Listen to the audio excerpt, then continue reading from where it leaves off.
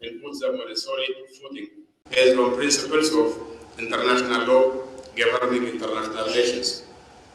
We look forward to exploring ways of reinvigorating our ties with all our partners. We thank you all for your patience and support of Ethiopia, and I invite you to visit us and admire the wonders of our country while we keep on joining hands for our future betterment and enjoy also our hospitality of our people. I thank you very much. Excellencies, ladies and Thank you gentlemen. very much, my brother, Pastor First and foremost, At this point, I would like to thank all of you for your efforts to bring lasting peace to the people of Tigray and people of Ethiopia in general. We fought for the last 2 years to protect our people and defend our interests. We have suffered untold misery over the last 2 years and still continue to suffer. Hello everyone, welcome The to commitment we are the making. weekly show. H panel starts now.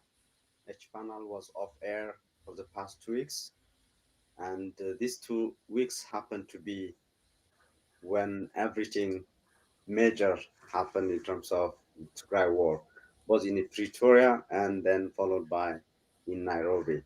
Today, the H panel is back, taking stock of Pretoria and Nairobi, peace and war from Tigray to Oromia. And I'm joined by Delgabisa, Paxar Robla, and Patrick White. Gentlemen, welcome back. Great. So let's start with the usual, and we'll start with the scale today. What stood out for you? Of course, we have the main topic, Pretoria and Nairobi, but these are not the only issues or topics, agendas in town in terms of the whole. So I would like to hear from each one of you. Ezekiel, what stood out for you the past 7 days? As you said, it's kind of eventful 2 weeks regarding the situation in Ethiopia. But let me start with the parliament yesterday, the Q&A, the parliamentary Q&A session, what the Prime Minister of Ethiopia said with regard to the situation in Western Oromia or Western Ethiopia. Now, to give it a context, in the last 3 weeks, the headlines have been about the case of Tigray, the ceasefire agreement between the Ethiopian government and the Tigray People's Liberation Front. And as the Africa Union likes to put it, the guns may have been silenced in northern Ethiopia, at least for the moment, but the guns that have ostensibly fallen silent in northern Ethiopia have been transported to western Ethiopia, where every type of gun, tanks and artilleries, and in particular drone bombs, are roaring louder than ever in western Ethiopia. So they may have fallen silent, but they have started, as I said, really roaring loud in western Ethiopia. Now, while the negotiations to end the Tigray war, to silence the gun, as they say, in Pretoria and then in Nairobi, the Ethiopian Air Force has been busy conducting drone strikes on towns and villages in central and western Oromia on a daily basis, leaving hundreds killed and hundreds more wounded. I have specific dates and specific localities where airstrikes have been conducted, but that will take a long time to go through, but beginning since October 19, 2022, on October 22nd, 23rd, 27th, 29th, 28th, November the 2nd, 9th, 14th, 16th, and yesterday, drone strikes have hit targets in East Wallaga Zone, in West Wallaga Zone, in West Shawa Zone, and in North Shawa Zone, in some places, going back to the same places 3-4 times. Now, the Ethiopian government is saying that they're conducting law enforcement operations. I understand that much. And the initial reports of all of these drone strikes have been about 300 innocent civilians killed and hundreds wounded. Yeah, one can understand that countries have used drones tactically and strategically with constraints to achieve military and political objectives. In Oromia, it looks like drones have become the weapon of choice for the Ethiopian government to deal with people that it disagrees with politically. I cannot see any military objective. There is no military objective can be achieved by attacking town centers as they did in Bila in Western Wallaga, where they killed instantly about 39 young men and women who just went to the streets thinking, upon hearing that the PP government officials had left town ahead of the advancing Oromo Liberation Army. Keep this in mind that the Oromo Liberation Army had not reached the Bila town when it was bombed, the center of town. Or marketplaces like in Mendi, 4 rounds of drone strikes in Mendi, west from the same side as I just said, where people who have just gone to market were bombed, and a total of about 80 people were killed on a market day. I do not see any military objective bombing a church in Chobi in West Shawa. People who were assembled to pray were also hit. So any congregation of human beings, from the perspective of the pilots of the drone strikes, are fair target, just because they are congregated for whatever reason. So drones in Oromia are used, as the Prosperity Party once put it, not to hit the military targets of OLA, but as one official of the PP had once put it, to drain the ocean of support for the Oromo Liberation Army. Drones are widely deployed not to attack and degrade Ola combatants, but to terrorize the Ola supporting population and bring it down to its knees. That seems to be the case. Now, while the Ethiopian Air Force is raining firebombs on civilians, the Amhara Special Forces, Amhara vigilantes known as FAMNO, and local settlers in Western Oromia, who were trained in the Amhara region and ostensibly by Eritreans, have returned to Wallaga, murdering defenseless civilians in their homes, in their churches, and schools all over Western Oromia. This is not just an accusation. This is a letter written by the Ethiopian Evangelical Church Makane Jesus, whose congregation in Western Ethiopia, in East Wallaga, in a place called Sorga, where about 15 of them were killed by Fano militants. This is not an accusation. This is simply a documented case where church people who on November 6, 2022 were simply attending Sunday services. Now, so the what stood out to me is that yesterday the Prime Minister in a Q&A session, when he was asked about maybe negotiating with the OLA, he said the OLA is just a group of marauders bereft of ideology and purpose. and have no command post. They have no command control structure. So there is really no way to negotiate with them.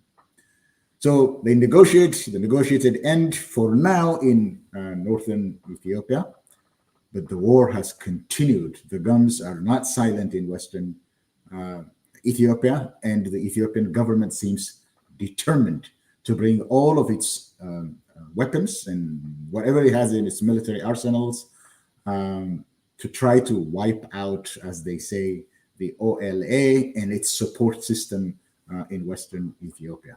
That's what stood out for me. Thank you, Skell. There was a reviewer who was commenting, OLA is believed to have attacked the drone operators. And one thing that you mentioned at the end in terms of there is no one to negotiate with in terms of OLA, I think that was exactly the same phrase used almost 2 years back about TPLF and CDF. He used actually the terminology flower in the air. There is no way we can, bring them back and to talk and so on. So that's something that we should follow in terms of what unfolds with OLA. Faisal, what stood out for you over the past week? Yeah, thank you very much. I think probably Scale set the tone for the title and the discussion. I think the journey from Pretoria to Nairobi, then to Mekelle, in one scoop stood for me. And the interpretation that we get from that journey is really a mixed message kind of baggage. That we were entertained that the largest scale of war was being concluded by means of peace in Pretoria, solidified in Nairobi, just to find out that we have opened a very devastating and aggressive and more impacting war front in the most populous region of Ethiopia, not to mention the breadbasket of Ethiopia, Ethiopia's economic umbilical cord, if you will. That's Oromia. I mean, I don't understand how the minds of the people at that kilo, think. Concluding a peace deal that we are not sure where it will end up with the TPLF, Tigray combatants, or TDF, or many faces given now to it, in which Abiy declared that he has gotten 100% of what he wanted, and nobody challenged, both the international interlocutors, the funders, and the people who may be funding the rehabilitation and disarmament program, i.e. the US and EU. Nobody said to Abiy, no, that's not true. This was a settlement that benefited both sides. He went out, and after he bragged and nobody checked him, he started a new front where he literally says he will devastate Oromia as much as he did to Tigray. I don't know how people are really receiving this message, but I'm receiving this in a very serious manner. Couple that with the sort of like, if you will, racist, ethnicist kind of interpretation Abiy and company giving to the Oromo cause. Abiy said these are gangs. They have no goals, they have no agenda, despite the fact that Oromo Liberation Front, no matter how you slice it, is one of the oldest fronts in the Horn of Africa. Started in the early 70s and mutated to different forms. Now all are being in the vanguard. And it didn't only start with Abiy. All his entourage and his PP, thinkers, primarily Burhanu Naga, also echoed that racist, where he yesterday very much stressed how they can understand the TPLF war because it has goals and mission and central theme. But when you come to the Oromo, they have nothing, just treating as if though they are gangs. This has very, very serious meaning when you really look at the Ethiopian political landscape and the historical context. I think by defining Ola as mere gangs and Abiy saying he has nobody to talk to is giving him the platform that he can bomb as much as he wishes. Nobody will check him. And this is a preemptive, sort of setting the right language for him to send to the rest of the world that these people are simply gangs. Having said that, I think I'm just closing my fingers that the Pretoria and the Nairobi sealed cessation of hostilities would work. But my biggest fear is that Abiy will use this as a means to A, remove the pressure from his shoulders, and B, use the Western help that's coming the same way EPRDF used in 1996. I just want to remind you that Samuel Huntington was sent by the United States, USAID, to go to Addis Ababa and consult with the leadership of EPRDF as to how to democratize and transition. What he advised them was shocking. He said, purge and destroy all those that oppose you. My fear is that Abiy will come now and say, we stabilized the Tigray, and now is the time to democratize, and all the financial means given to him can be used to entirely solidify his power base and establish a 20-year dictatorship after probably he exhausts his war in Oromo region. So I'm not really optimistic, but if something comes out with this journey from Pretoria to Mekelle, to Nairobi, and then to Mekelle, and then probably to Addis Ababa, fine. But the prospect doesn't show that hope because of what's happening in Oromia. Thank you, Faisal. Burhanu Naga, he's the Minister of Education for our viewers, and he's member of or a leader of an opposition party, but who is in the cabinet. And formerly he had, I don't know if he has changed that, but he had an Eritrean passport. And he's saying in through the Ethiopian press agency, the military force is the solution to the war in Oromia. And there are people who are using the same language in terms of saying the victory in the north will be repeated in the west or in the south, depending on who you listen to. So this is something that we pick as topic from Tigray to Oromia. We are not saying the war on Tigray is over. We know Eritrean presence, and that's also the subject matter of what the briefing from the State Department was yesterday in terms of foreign forces leaving or withdrawing from Tigray. Patrick, it's great to have you back again. What stood out for you over this past 7 days? Yeah, thank you for having me again. And I just want to say, first of all, like Ezekiel and Faisal did a really good job in terms of describing how the war, the perception that the war in the north is over. Of course, as you said, it's not, and there's still a lot that needs to be done in terms of the implementation of the Pretoria and the Nairobi deals. But the perception that now it's done among specifically Abiy Ahmed's administration and Amhara elites, now their focus is on Oromia. And so I think you both obviously did a really good job summarizing that, so I won't belabor the point. And we're going to get into the peace deal more deeply and the different aspects of the peace deal. But I think for me, the most important step in implementing the peace deal when we're looking at Tigray is the issue of humanitarian assistance and of basic services. And that's obviously the government's first responsibility in terms of implementing their side of the deal.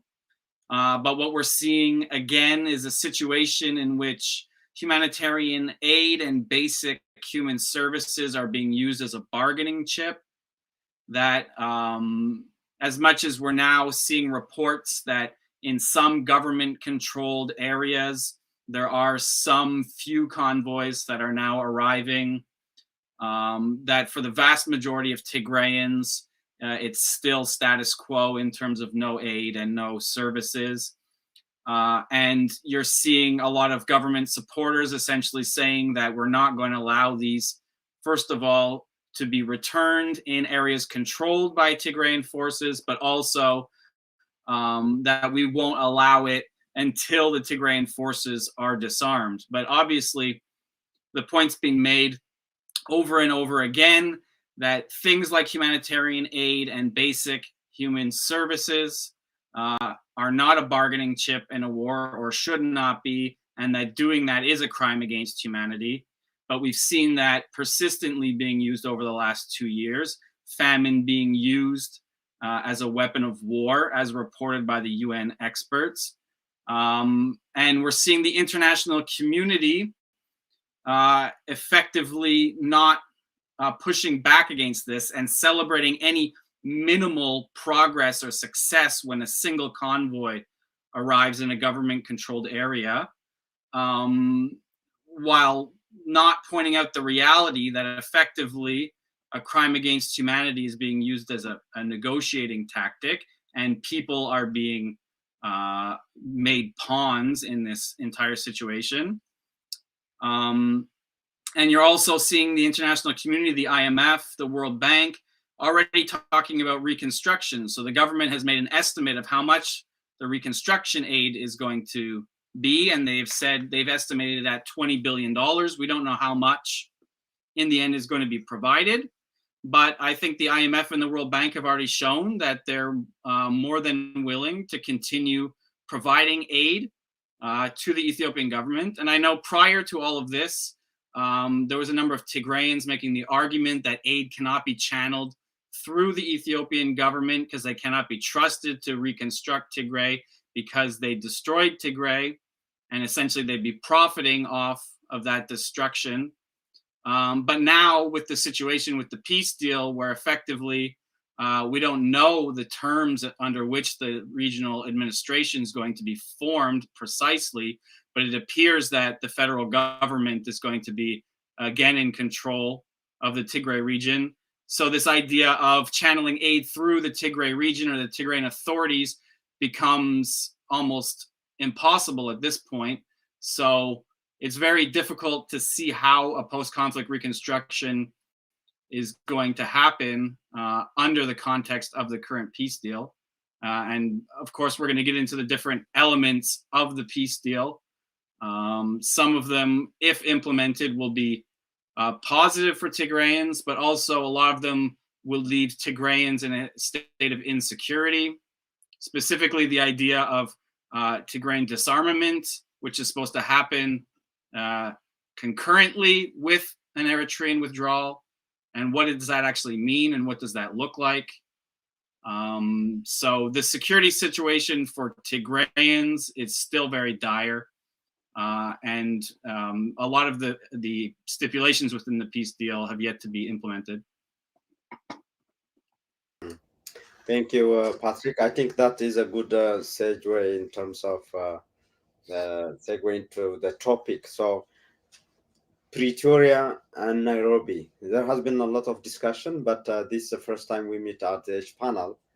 And how did you assess what has unfolded in Pretoria and followed by in Nairobi? Because there is a lot of questions and answers, even within the Tigrayan community, within Tigrayan diaspora, including, for example, immediately after the Pretoria Agreement, the largest scholars group, the GSTS, Global Society of Tigrayan Scholars and Professionals, released a position statement pointing into a number of articles and statements in the agreement, saying, like Patrick was alluding to, how that would undermine the lasting solution, lasting security of Tigray and Tigrayans, and so on. So maybe I can start with Scale.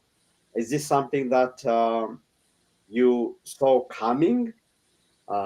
Any think in terms of the content, the process, and there are people who are still asking the question of why Tigray is more or less silent about the details, about what unfolded, and so on. Maybe you want also you are speaking about these different locations. You can maybe start with that, what happened in Oromia in terms of drone attacks, and then go to the topic. Yeah. Yeah. As you just said, that there are two stages here. Pretoria, which is basically a declaration of principles, principles governing the ceasefire. And Nairobi was the modalities of implementation. There aren't that much difference between the two, except that the Nairobi agreement or the Nairobi implementation modality agreement clarifies just a little bit, not a whole lot, clarifies some of the vagueness inherent in the Pretoria agreement. Did I expect that it was coming? No, I did not expect that this was coming. I thought that the positions between the federal government and the Tigray government were so far apart that it would be impossible to bridge it. At the end, though, for whatever reason, it looked to me that you can slice it and dice it, but it looked to me that the Tigray or TPLF, TDF, the Tigray government basically capitulated to the demands of the Ethiopian people. You could look for some mitigating factors like humanitarian access and other things, but in terms of the outcome that was expected of the 2-year war, the reason why Tigray actually went to a 2-year war resisting Ethiopia's right to impose its will on Tigray, the Tigrayan people, and the Tigray government. I did not expect this, and I did not expect the agreement, and I still don't understand. I can speak to it, but from simply looking at the text, I think it is. It's basically a win for the Ethiopian side. Tigray accepted disarmament. I've been saying this, and I even decoded in writing that Tigray cannot disarm, will not disarm. In light of what the Eritreans and the Ethiopians had done to the Tigrayan people before, I did not expect that Tigray would accede to the demand to disarm. I thought this was simply a motto in Addis Ababa, but not something that would be agreed upon, and the Tigray representatives would put their names, their signatures to it. The acceptance of a single national army simply is an acceptance of the liquidation of the TDF. Did not expect that. Did not expect that TDF and the Tigray government will allow the ENDF to take control of Mekelle and then preside over the disarmament of the TDF. I did not expect that the Tigray government, which actually triggered the war, Tigray government, for which the Tigrayan people actually fought, their right to form a regional government under which they will be administered, that they would agree to the idea that Ethiopia, there will be a transitional scheme to administer Tigray before elections. Elections conducted by the Ethiopian National Election Board would happen. Now, I don't know the details of what happened on the ground. I have some inklings, but from the text perspective, entirely from the text perspective, it was giving Ethiopia whatever it wanted. Of course, there are mitigating articles in the Pretoria Agreement, that is the agreement, or TPLF, the signatory. TPLF denied Ethiopia the right to unilaterally declare victory and assume control of all of Tigray. That didn't happen. The demand that the Ethiopians had that Tigrayan officials should be surrendered or given over to the Ethiopian military in 72 hours. Did not happen. TPLF is not obliterated. In fact, the Ethiopian government agreed to lift its designation as a terrorist organization. And the prospect that TPLF might win the election and could take part in Egypt. Sorry? Go ahead. Sorry, it was an audio interruption. Yeah, to negotiate on behalf of Tigray in the future and administer Tigray. So those are really the silver lining. And of course, the fact that, and I don't want to undermine this one, the part about humanitarian, unfettered humanitarian access. We know what's happening in Tigray. 1 in 6 Tigray is dying of hunger and lack of medicine. If this is the factor that made them accept this one-sided or lopsided agreement, I can understand, but simply looking at the text is what I was talking about. So if the unhindered humanitarian access to all in need in Tigray is what precipitated this one-sided lopsided agreement, I could understand. What might still be a problematic is the issue of transitional justice system. Everything that happened to Tigray, everything that was done in Tigray, the rape, the mayhem, the killing, the extrajudicial killing, the distraction of properties, everything, how that would be simply passed over in favor of peace. Very difficult to understand, but it's kind of precarious. It might look like surrender, but with the modalities the modalities in Nairobi, they have clarified certain things. For instance, the foreign forces and non-ENDF forces. I cannot understand why Eritrea's name cannot be mentioned in here, but we are scrambling to interpret the idea of foreign forces to mean Eritrea. It could mean Eritrea, maybe from the Ethiopian perspective side, it could mean Sudan or Egypt, because they're saying we were not fighting with a front, just one front alone, but with our historical enemies. So foreign forces might mean Eritrea from a legal standpoint, from a textual analysis standpoint, it might mean anything else. Non-ENDF forces, people think that it would be referring to the Amhara forces. So they have to withdraw. But I have not seen any evidence that the Eritreans have any intention to withdraw. In fact, what I am seeing from the Eritrean side, indications are that they are not going to leave at all.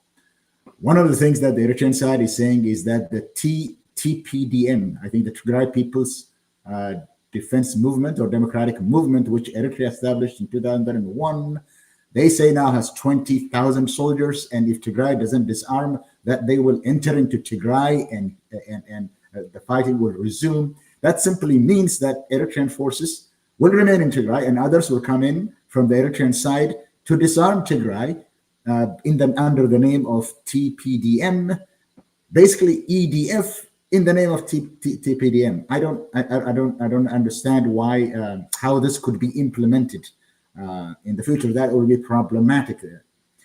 Under the clarification that one of the principles is that the Ethiopian constitution will be restored. That would mean that Amhara forces and Afar forces must leave Western Tigray and other areas of Tigray that they have captured by force. What if they do not leave? What happens? What we hear from Asmara and from the Amhara region is that they will use Western Tigray as a corridor to connect Eritrea and the Amhara region. So this is a complicated issue. I don't even see how this could be implemented. And more importantly, how EDF and ENDF are going to keep the peace in Tigray and protect civilian population in Tigray after having done what they had done, what the world knows. I don't know. So it's an uncertain future, and the documents are really vague and very difficult in implementation. Thank you, Skill. I think that speaks to the nature of the process, and at least from what we have been following, there is a lot of questions and answers, as I mentioned before. Faisal, any insight into the process and your expectation, what your reading was before Pretoria, and after that, and more clarification came, like Skill said, in Nairobi and Tigray. I think the only explanation in the form of interview, a 40-minute interview, is what Getachew Reda in Nairobi gave to BBC Tigrinya, and even there, I would say there is a lot of questions and answers. But what is your insight in terms of what unfolded in these two cities in Yeah. Africa? And Well, yes. First of all, I always expected that peace talks will end up coming to several areas, one of which is territorial integrity of Ethiopia would always be preserved if the war ends in a peaceful means with international interlocutors playing a role. More so when AU was the host. Its principles and programs call for the protection of any member state when it comes to sovereignty and territorial integrity. So that will also lead us to the expectation that if TDF, TPLF accepts any form of peace talks, they will relent to the constitutional authority of the country, which is the central government of Ethiopia. I always expected that. And when I was, advocating for peaceful resolution, of course,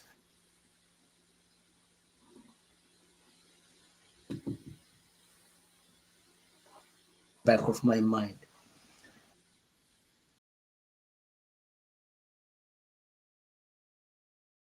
Food and siege as a means to break down the backs of the Tigrayan population, as well as its vanguard, whether that's TPLF, TDF, or the Tigray government. This was a purposeful war that Abiy engaged. The question was whether TDF, TPLF would be defeated on the war front, or they will break the siege. They couldn't break the siege for 2 years. And also when the negotiation for talks was entrusted in Obasanjo, whom I repeated so many times at this space, that he was one of the architects of the Biafra war. I knew that he will not relent on giving, a safety valve to the people of Tigray, but always weigh heavily on the side of Ethiopia's favor. I always expected that. Having said that, I think they were the unexpected things, and I'll touch that briefly. But I think what has been reached in Pretoria and later on in Nairobi up to this point, in my opinion, are what planners call, or policymakers, declarative sentences. These are promises and goals and objectives that are intentional. They are not 100% practical, but they are intentional. So each and every side to the issue could at any given time translate clauses and article within I think the last time I checked, was it 17 points or something like that. They can always parcel, but there are areas in this agreement is that open doors for each side to kind of make its own interpretation if they find the journey out of their expectation. A good example is the disarmament. First of all, we have already missed, and I tweeted this right when it came out, we have already missed the targeted dates, the 10-day disarmament of the heavy weapons, the 30-day full disarmament. This tells me that what was reached in Pretoria was mostly a wishful thinking to silence it against to the extent possible, and later on develop some sort of confidence building on both sides and see how the weeds can be sorted out. The 30-day full disarmament is pie in the sky. Even more so now with the Eritrean troops and the Fana soldiers and the Amara militia to be there and dug in. The 30-day from the Pretoria day would be in about few days. So that's gone. What we are now is at a position where there are several articles that we can interpret for each side to make its constituents look up to. TPLF, TDF can always say that all this disarmament is a long-term program. And indeed, it's a long-term program. If TDF, by pressure, agreed that there is only one central government in Ethiopia, which is something I expected, but trusting the Tigray people in the hands of the very hand that raped them as scale touched or killed them is a long trajectory. It's not going to happen today. It's not going to happen January 1st. It's not going to happen, unless TPLF, TDF themselves are in cahoots with Aret Kilo. What's going to happen is, I think, silence the guns, and the article that says concurrent disarmament of TPLF with the Eritreans leaving buys both TDF, TPLF, as well as the Ethiopian side, a chunk of time to just brag about it and say, this is what we want, well, this is what we didn't want. But in the meantime, the humanitarian issue to shape up and at least to move in a position where confidence building on both sides can be seen at one point. But I think we learned something about TPLF this time around. I think like any other centralist group, TPLF's heritage and attribute of being an oblique political party was manifested this time. They have never shared a single direction of where they want to go with their constituents. At the end of the day, politics is broken, or you are broken as a political entity, either by the loss of your constituent support or the gain of that constituent support. TPLF left its constituents in the dark, 100%. And it was a surprise both to its constituents and to outsiders like us, who were viewing from miles and miles of the issue. And TPLF lost a lot of credibility on that issue. This war that they have been fighting for the last 2 years were on the backs of its constituents, whether they are the diaspora or the ones at home. I think a big loss for TPLF is that, and they will have now cracks where other groups can attack, whether those that are sent from Eritrea or those who believe in the total liberation of the Tigray region can have more audience now because of the weakness of TPLF and how they behaved. I'm not worried about the disarmament unless TPLF now is again betraying its crowd and constituents and simply go by what Aret Kilo says. But if they want to retain their constituents, I think they will translate the disarmament issue exactly the way it's written in that peace agreement, which is a concurrent disarmament of TPLF and removal of Eritrean, Amara, and all other militias outside. When the world called it in that declarative agreement, the Ethiopian Defense Forces to come in, they're expected to protect and preserve and make sure that peace of the Tigrayan people are protected. If the ENDF cannot do that, then their criminality just increases. So I don't think everything is lost on TPLF. I think the only issue is the wallet, which an issue that Patrick mentioned, where the Ethiopian government is asking for 20 billion reconstruction, rehabilitation, and reintegration of the 250 plus TDF soldiers. The question is how to manage that. Is Tigray comfortable that Aret Kilo manages this and handles this money? If that happens, most of that money could be used in the war against Oromia. We know African states, they use international aid, not for the purpose that they were given, but for their own projects and programs. And the biggest program that Abiy today has at Aret Kilo is not Tigray anymore, it's not anywhere, it's waging war in Oromia. So keeping an eye on that is also a big issue. I think the food access and who manages that food is, again, I think as Kel mentioned, an area that I was surprised how TPLF, TDF just gave in. If the Ethiopian government is managing the food, both internally inside Tigray as well as externally, it's open to abuse and diversion to other purposes that the government of Ethiopia would like to use, including buying loyalty with the food that comes to Tigray. The big thing that surprised me, which I will conclude, which I share with Askia, was the leniency of TPLF, TDF. This was one of the reasons why they went to war, that their people conducted a democratic election, and that democratic election, which went very clean and elected TPLF as the majority winner, was a long ambition that Tigray people paid sacrifice for many years, over 40 years, for them to just hand that over to Aret Kilo and say we will accept the government, the transitional government that you put together, was an affront, in my opinion. Although I really have to respect people like Tadesse Warere and Zarkan, who has, put a lot of effort in defending their people. But I'm still wondering what forced them to accept that. If they accepted today, why didn't they accept it 2 years ago for Abiy to just run that government? Thank you. Thank you, Faisal. Very important points raised by both of you. Patrick, I just want to hear what your take is, and specifically in terms of what the US's role has been in Pretoria and the Nairobi agreement as well. We saw yesterday this relatively longer briefing from a senior State Department official, where they specifically refer to the agreement and how they see it and so on.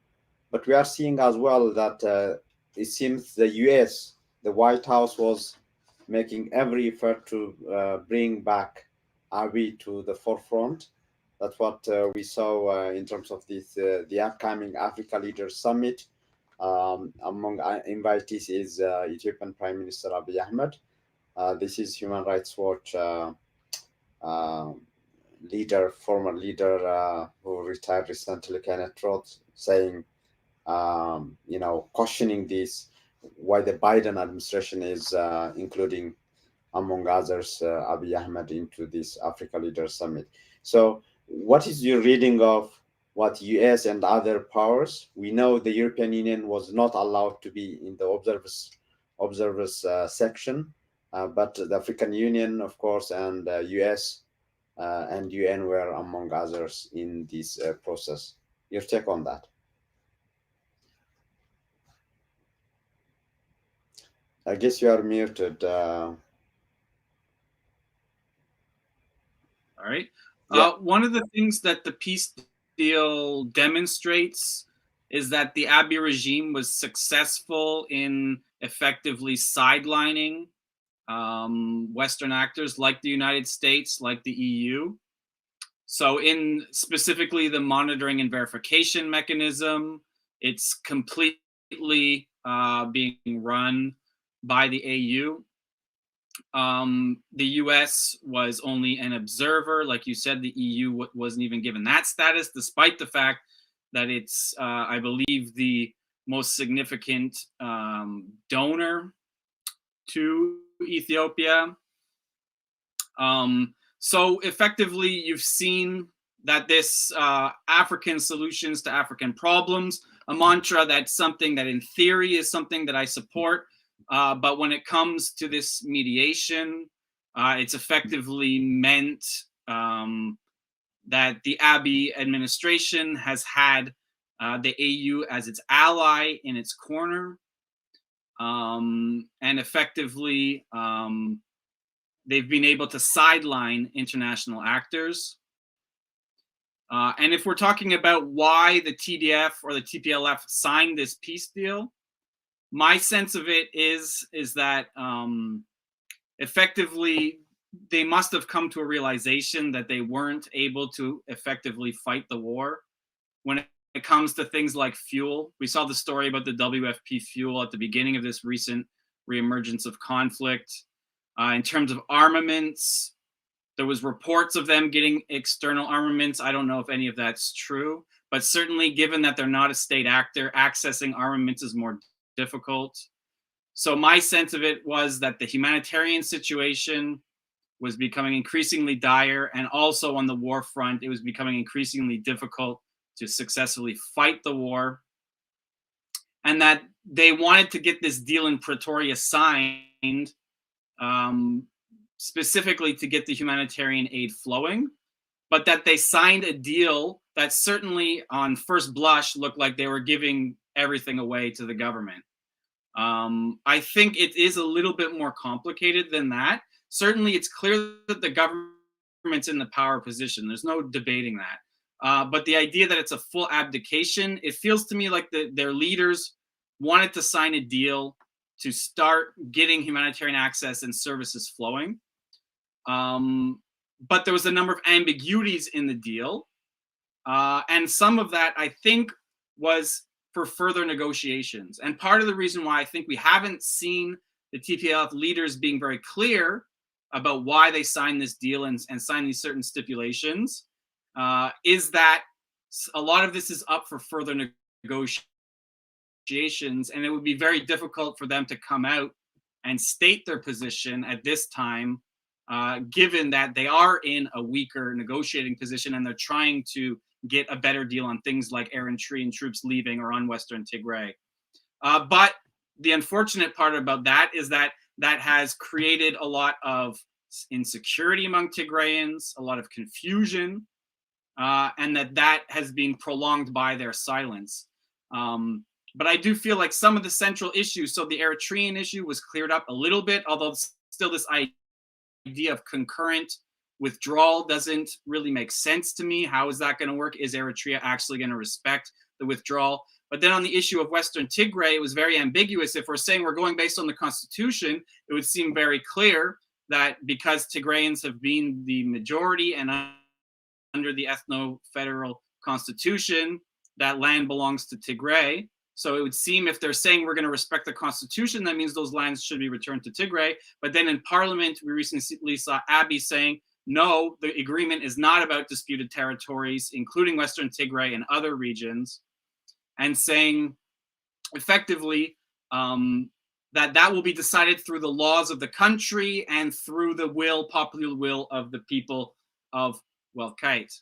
But we know that when we're talking about the laws of the country, that means the House of Federation, which is a political body.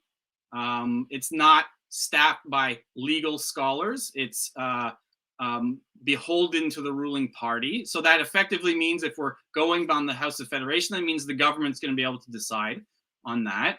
And if we're saying the will of the people, even Abiy himself raised this issue of hundreds of thousands of Tigrayans displaced, and displacement historically, or at least charges of displacement from the Amhara population, and then hundreds of thousands of Amhara who are now settling in those areas in the absence of the upwards of 800,000 Tigrayans who have been ethnically cleansed. So then how do you hold a referendum and make sure that the popular will is respected? So these are some of the ambiguities in the deal and some of the details that need to be negotiated that I think are very unclear, but some of the ambiguities can be in the future capitalized upon by the parties, I think, to renege. And there's been a lot of debate on things like disarmament also, about the stipulations and the terms in disarmament. I feel like the TDF or the TPLF signed that deal, and originally the Pretoria deal was 30 days. But in the Nairobi deal, what you see is that there's no actual timeline. And it's not clear to me if that's a contradiction or if the 30-day timeline still holds. But it seems to me that that's something that it's pretty clear was never realistic and could only lead to the peace deal breaking down. And hopefully the fact that it's not mentioned in the Nairobi deal means that this is something that is not going to be stuck to. But there's a number of outstanding issues within the peace deal that are still very unclear. And I feel like the reason the TPLF hasn't been making their position clear is that they are in a weak negotiating position, but they're trying to negotiate a better deal. Same with the regional government. The idea that the federal government is going to be taking over, but it wasn't a full abdication because the TPLF leaders, the government agreed to remove the terrorist designation. They agreed that they're going to negotiate with the TPLF in terms of the character of the regional government. So it's not clear to us whether the federal government is going to be able to just handpick and impose its own regional government, or if the leaders of the TPLF are still going to be part of it. It's also unclear, but one thing that is clear in terms of the regional government is that the TPLF was forced to basically admit or concede that their election was unconstitutional. Certainly that's not something they still believe, but they're forced to say that in the peace deal in order to get peace. And that was obviously a major concession for them. And that's something that the people of Tigray obviously have a lot of trouble accepting, just like disarmament. But I think that when it comes to the regional government, that it's going to be subject to future negotiations, just like with Western Tigray and with disarmament. Okay, great. Thank you, Patrick. And I think we are hearing reports from Shire, Adwa, Aksum, and other places as well controlled by ENDF and the Eritrean forces. There is an increased reporting of extrajudicial killings, looting and destruction of infrastructure, everything related to what happened in the first round as well. And there were people who were asking, in Pretoria, there was a deadline, a timeline for disarmament, but nothing for humanitarian aid, which, as you gentlemen mentioned, that it shouldn't have been even a subject of negotiation to start with. So there is that what Tigray considered to get in terms of peace, in terms of humanitarian aid, service resumption, all that, is it going to get it under the circumstances of what Abiy has been doing, as well as in the presence of Eritrean forces and so on? So this is more of, again, a question than an answer. Maybe let's go to the final thought section. You might have insight in terms of what might unfold in the coming days and what each party to the conflict, as well as those guarantors. Specifically, Patrick, you mentioned about monitoring and verification. With that weak mechanism, and in the absence of international expertise on this kind of monitoring and verification, there is again a lot of loophole there. So, Estelle, final thoughts for the day. All right. I just want to underscore what I said earlier is basically about what is written in the text. Not knowing what was going on the ground and not knowing what strategic goal TPLF leaders had. What I see right from the title itself is that the Ethiopian government did not even want to recognize the existence of TDF, did not want to recognize the existence of a Tigray government. They only negotiated with the TPLF. So from the very start, you can see that this was really something that was dictated by the Ethiopian government to the Tigrayans. Of course, the expectation of unfettered humanitarian access in the context of, like I said earlier, in the context of 1 in every 6 Tigrayan facing famine and hunger and death, yeah, that will force your hand. So I completely understand that. But the short conclusion, regardless of what was happening on the ground, is that the blockade of Tigray, the siege of Tigray, which on this forum I have always said that is longer than 700 days. And in that sense, it is really one of the longest sieges of an entire region in the history of war in the world. That blockade has worked.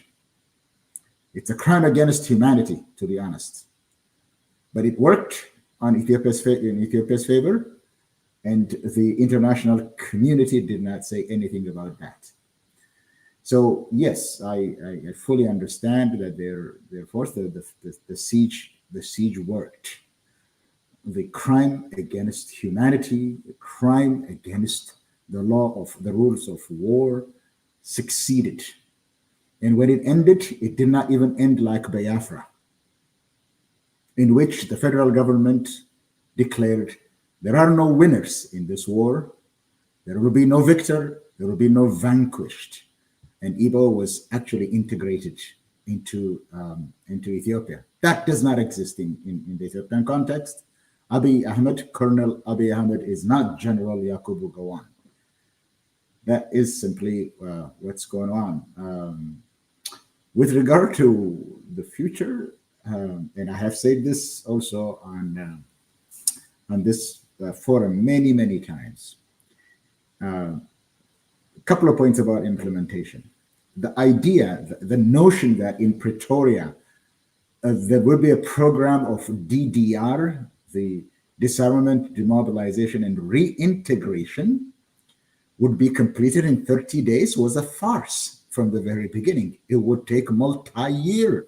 It's a program of disarmament, demobilization, and reintegration. The Washington Post today spoke to that idea that success of this peace agreement depends on the demobilization and reintegration of the Tigray Defense Forces. So from the very start, that kind of agreement was not something that could be implemented, not in 30 days at least, not in 30 days whatsoever.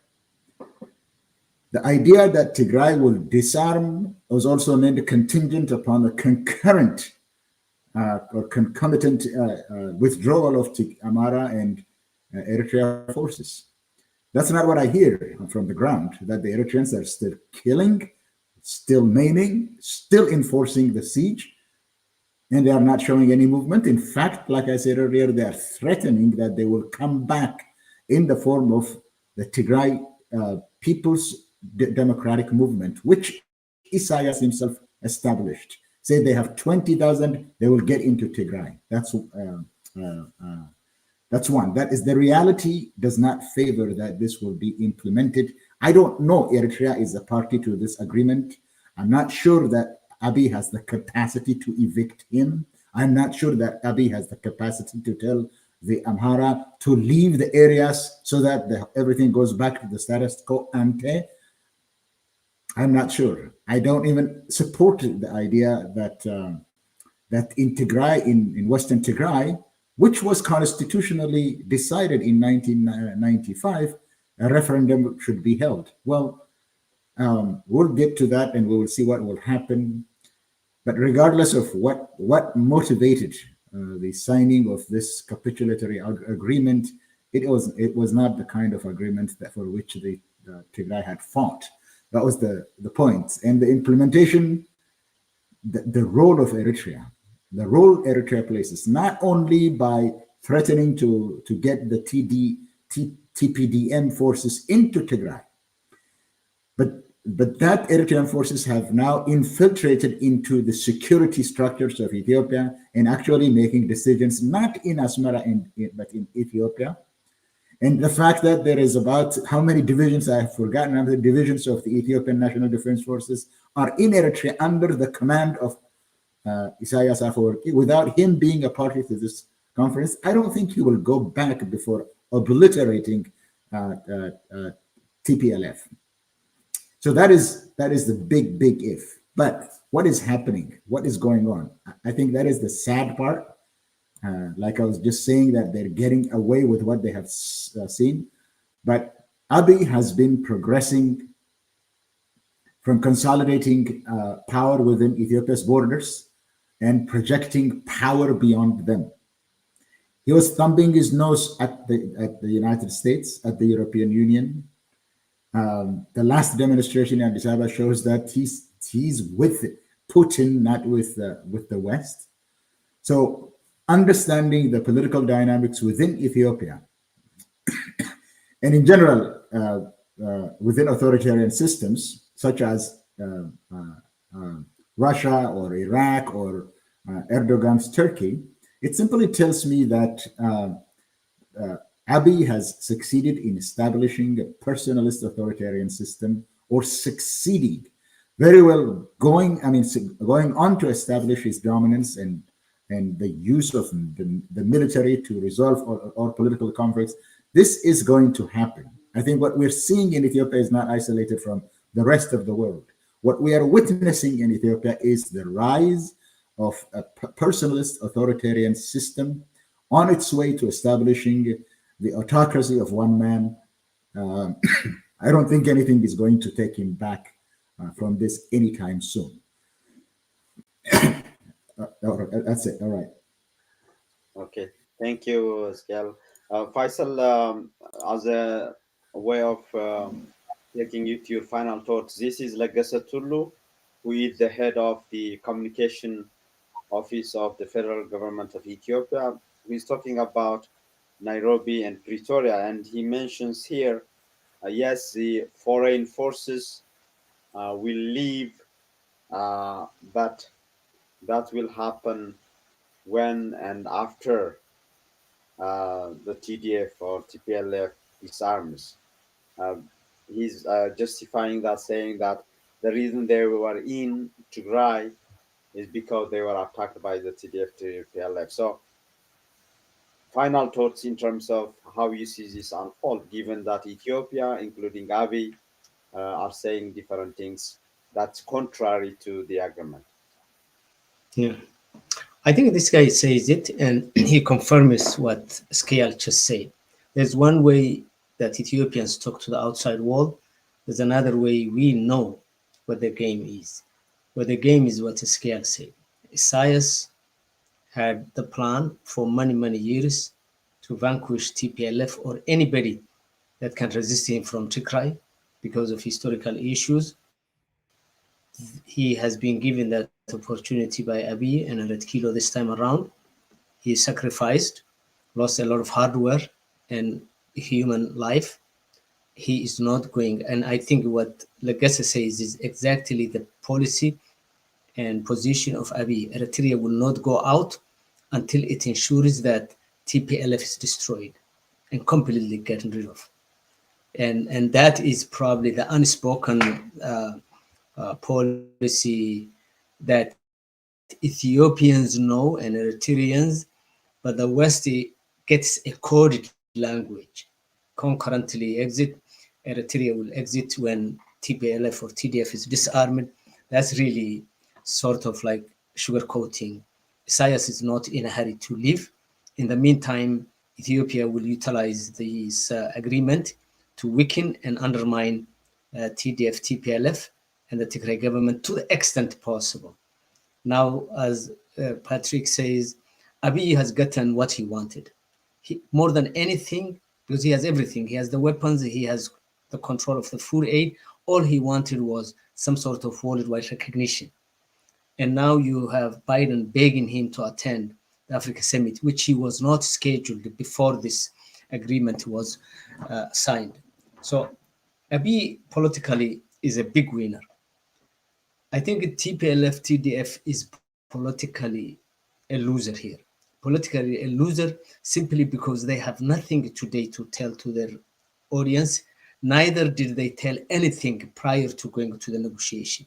They are standing alone. They have no gift to their people, nor they shared with their people how systemically they like to lose if loss is part of the solution.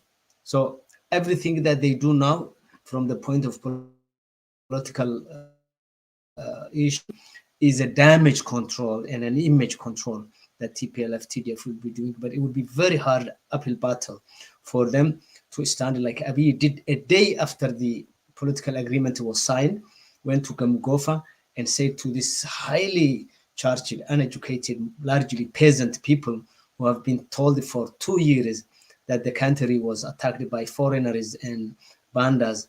Now I have a gift to you, he told them, and that gift is we won 100% of what we wanted. So that is a political, cake that Abiy has in his win, and TPLF lost politically, even without going to the to the details of the agreement, but from its standing, it has always been a group or a movement that was based on the support and respect of its people. I think it compromised some of that with this. In terms of the agreement, I think the humanitarian issue is the only spotlight that we have struggled very hard to ensure that people don't starve no matter how the fighting goes. I think there is a hope on that. But again, the fact that Abiy and his government are controlling the sort of delivery of that humanitarian, it can be politicized, and up to this point, it has been politicized. As we understand, more aid went to the area that the Ethiopian Defense Forces are controlling, whereas other areas are anemically receiving a small amount. Legally, I think who wins? I think Abiy already undermined the agreement. Already, if you listen to his speech at the parliament, he basically trashed. He said we went to Pretoria to just silence the guns, but nobody can tell us what to do with Walqaid. Went to take his troops out. Basically, he was under the impression, or he gave the impression, that the world may see one way this agreement and this, but as far as he is concerned, yes, he likes peace. He wants to bring peace back, but it's up to Ethiopia and up to him to either give that peace to Tigray or take it away. And I think from his speech on Walqaid, from his speech on even indicating a long-term referendum, TPLF is not going to get probably what they wanted from Walqaid issue, which is a big issue for the Tigray people. I think after everything has been said and done, one issue that really is important for the international world is the international world, particularly the United States of America and EU, in a position where Abiy can blackmail to say, if you guys don't give me what I want, I'll kill 2 million Tigrays and 4 million Oromos tomorrow.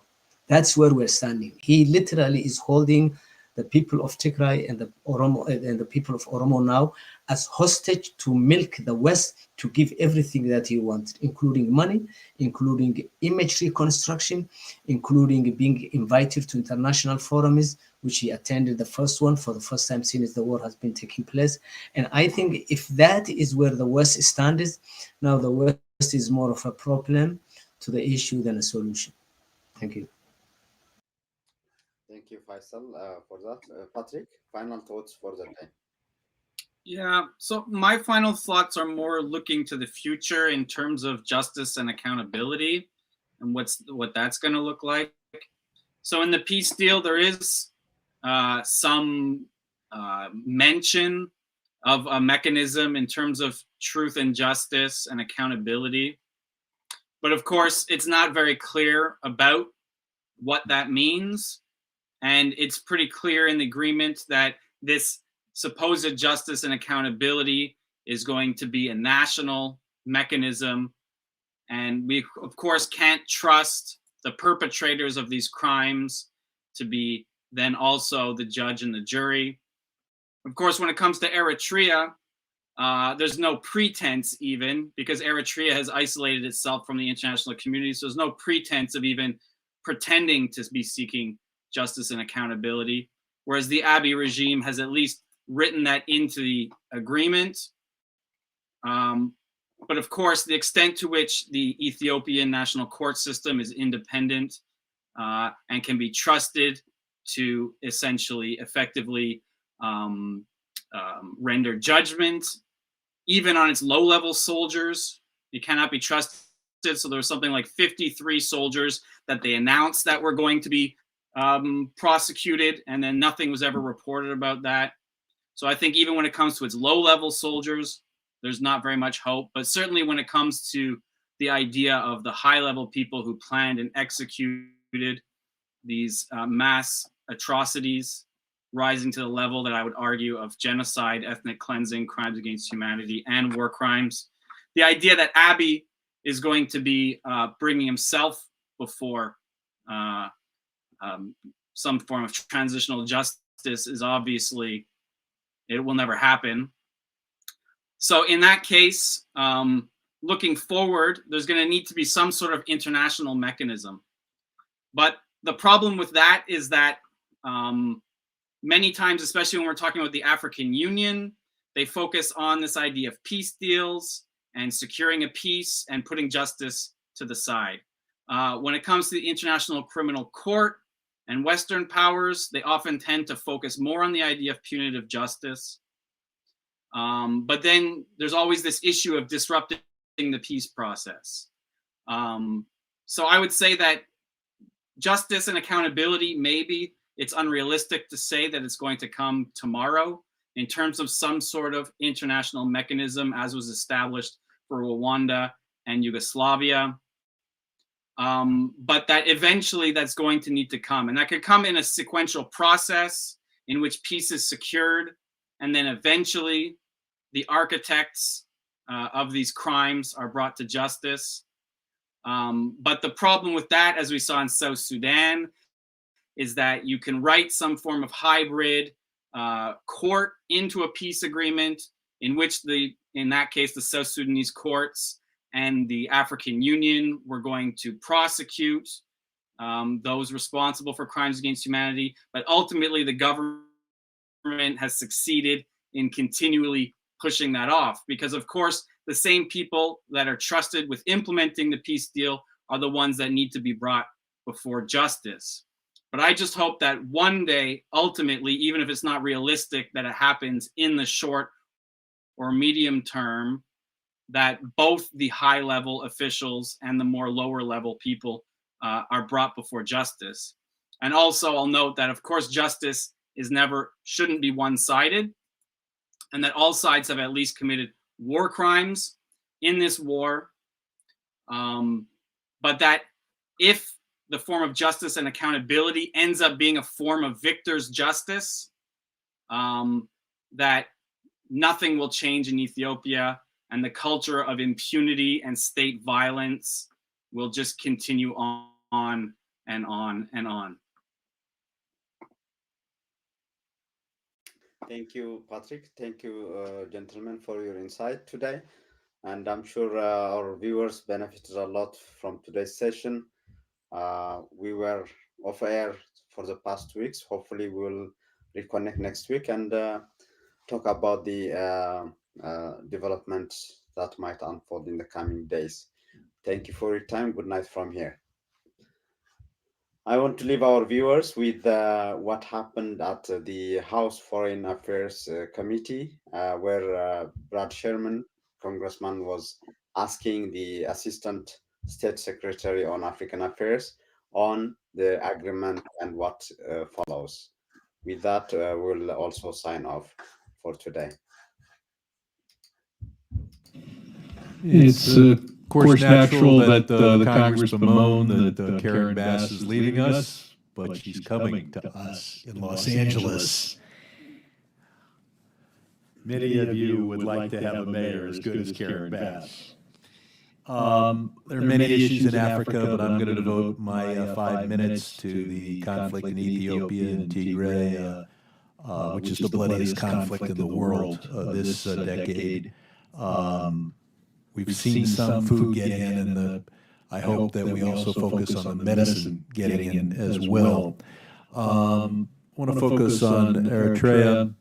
Our embassy in Asmara has verified that Eritrean forces have been in northern Ethiopia, that they've blocked humanitarian assistance, that they've committed human rights abuses, including rape and the killing of children. There is no legitimate reason for Eritrean troops to be in any part of Ethiopia. I'm, of course, hopeful that they'll withdraw their troops, but they're not a party to the agreements that the Assistant Secretary has cited. Assistant Secretary Fee, will you support additional sanctions on Eritrea if they fail to withdraw their troops, including sanctions on President Afwerki himself and on mining in Eritrea? Thank you, Congressman. Absolutely, we concur with your assessment of the negative role of Eritrea and Ethiopia. It's, I think, a positive development that as part of these discussions, the issue of foreign forces is part of the agreement and the withdrawal of foreign forces. But we if need Eritrea does not withdraw, Yes. you would Yes. we would do those sanctions. I would point out that we could also look at UN Security Council efforts. Of course, Russia would veto because Eritrea is one of the 5 countries in the world to actually vote against the Ukraine resolution. We could include not only that, but we could look at an anti-shipping campaign not aimed at ships bringing food or medicine, but those bringing luxury goods to Asmara. For 2 years, the Ethiopian government has used hunger as a weapon. We have to have a contingency plan should the Ethiopian government fail to meet its conditions under these agreements. Assistant Secretary Fee, will you commit to not restoring AGOA and not supporting IMF, World Bank, et cetera, loans to Ethiopia until the Ethiopian government fulfills its obligations under the agreement, including humanitarian aid, protection for civilians, human rights monitoring, and a restoration of services, including the internet? Yes, we've made clear to leaders of the Ethiopian government that full implementation of the agreement reached in Pretoria and elaborated in Nairobi is essential to restoring the partnership that we previously enjoyed. We've got tens of thousands of Tigrayans, ethnic Tigrayans in other parts of Ethiopia that have been put in detention centers. The UN International Commission for Human Rights on Ethiopia in September of this year said that the detentions are ongoing and that reliable information indicates that torture is occurring at these facilities. Will you commit to not supporting lifting AGOA and not supporting international lending until these ethnic Tigrayans are released?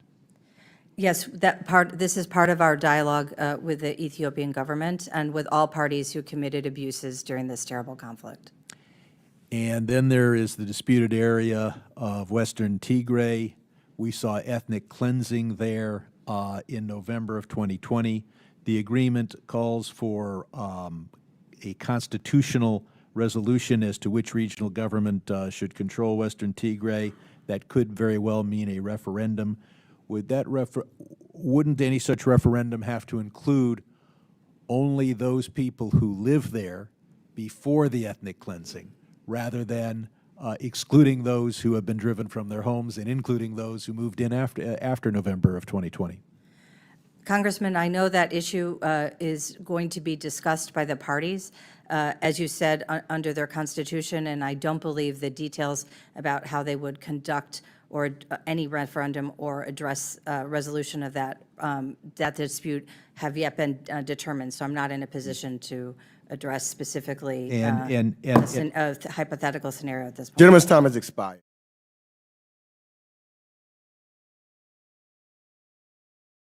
That was the show for today. Thank you. Motion Array is the quickest way to make your content look amazing.